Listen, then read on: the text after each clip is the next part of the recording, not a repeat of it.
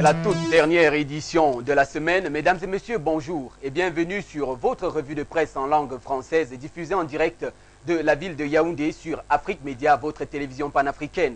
Ouvrons cette édition ce matin avec le journal Le Jour, le quotidien Le Jour, qui est dans les kiosques ce matin et qui a choisi de parler justement de l'opération Épervier. Le journal présente ici ce qu'il appelle les confidences de Gilles Roger Belinga, l'ex-directeur général de la Société immobilière du Cameroun, qui est actuellement malade et interné à l'infirmerie du camp Yeyap, a été rencontré par les reporters du quotidien Le Jour. Le prisonnier de l'opération Épervier a profité de cette occasion pour revenir sur les circonstances de son incarcération le 27 septembre 2007.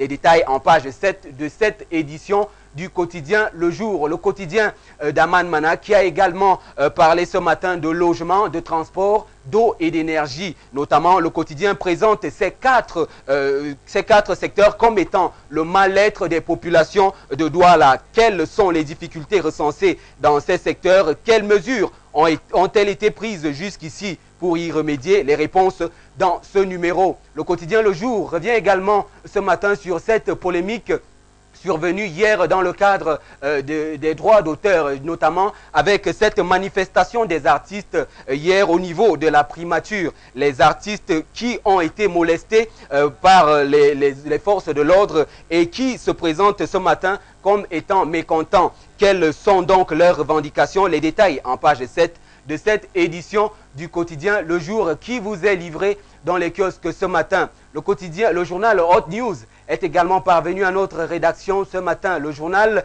qui choisit de revenir sur les 30 ans, sur la célébration des 30 ans du pouvoir de Paul Biya. Le journal Hot News présente donc le titre Paul Biya, un président sûr qui rassure. C'est le titre donc qui permet à cet hebdomadaire de présenter le bilan, selon lui, satisfaisant du parcours du chef de l'État. 30 années que Hot News remet ce matin sous le signe de la paix, de la stabilité, du progrès, de la démocratie et des libertés. Lire donc le dossier développé de la page 2 à la page 4 de ce numéro du journal Hot News. Le journal Hot News qui revient également sur la refonte des listes électorales, le processus qui a pris de plus en plus de l'ampleur sur le territoire national. Le journal annonce ce matin que Elekam se rapproche des électeurs. Le journal relève également en page 6 cette mobilisation accélérée des opérateurs d'Elections Cameroun sur le terrain depuis le 3 novembre dernier dans le cadre des inscriptions sur fonds biométriques sur les listes électorales. Les nouvelles avancées vous sont donc présentées dans ce numéro du journal Hot News qui est présent dans les kiosques. Cameroun Tribune est également parvenu à notre rédaction. Cameroun Tribune qui revient sur la coopération Chine-Cameroun, notamment avec la réception officielle hier d'un avion de type MA-60 offert par le gouvernement chinois au Cameroun et mis à la disposition des forces de l'ordre et de défense par le chef de l'État. Nouvelle en vol, voilà le titre qui permet à Cameroun Tribune ce matin de souligner en page 3 les promesses qui interviennent à travers ce don.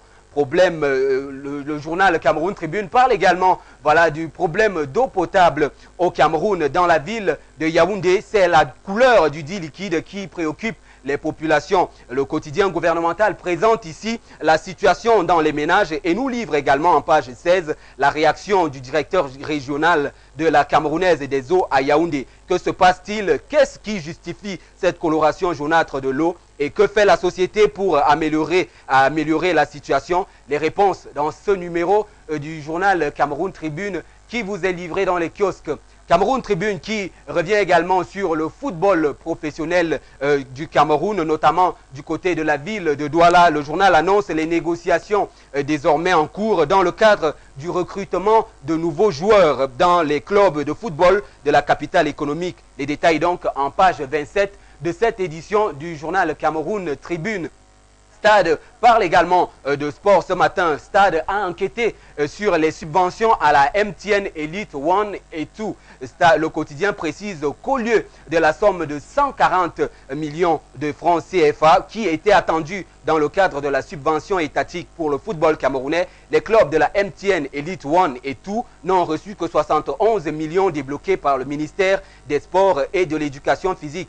Stade annonce que les dites équipes viennent de saisir le Premier ministre dans le cadre d'une revendication du reliquat qui s'élève à 69 millions de francs CFA. Les détails sur cette polémique, c'est à découvrir en page 3 de ce numéro. Stade qui parle également ce matin de la Coupe du Cameroun, notamment avec cette annonce selon laquelle la reprise des demi-finales en salle du 13 novembre prochain dans le cadre de la commission d'homologation qui entre en scène est donc désormais en programme.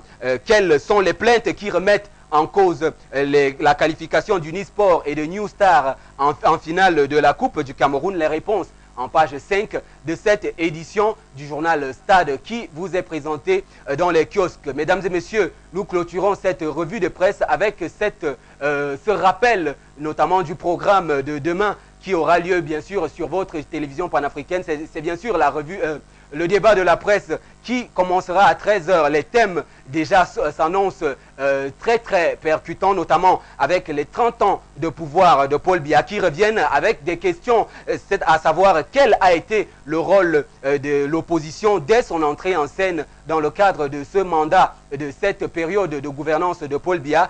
Quel regard critique sur la célébration du 6 novembre dernier? Quelles ont donc été les différentes mobilisations et quelle peut être la lecture des critiques dans le cadre de cette célébration-là? Le débat de la presse reviendra également sur la situation des musiciens du Cameroun, notamment avec la réflexion sur le devenir de ces droits d'auteur qui posent de plus en plus polémique sur le territoire culturel camerounais. Voilà, mesdames et messieurs, c'était tout pour la revue de presse ce matin. Rendez-vous demain, justement, pour le débat de la presse. Au revoir.